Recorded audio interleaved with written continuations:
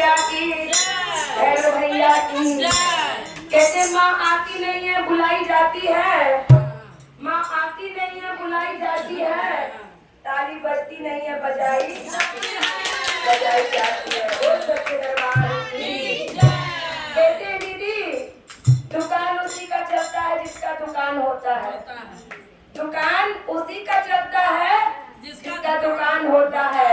जल्दी ताली वही बजाता है जिसका सलामत दोनों हाथ होता है। बोल सच्चे दरबार की जय। नौ देवी मैया की जय।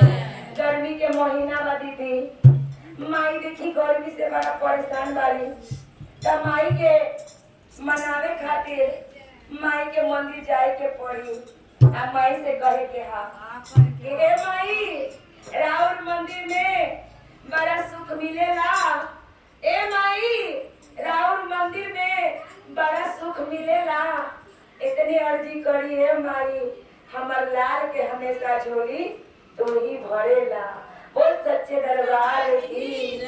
देखिए माई अपने सेवक से कहे के कौने भाव से, आगिल गरमिया के दीनाए मालिन बेनिया डोलाला, आगिल गरमिया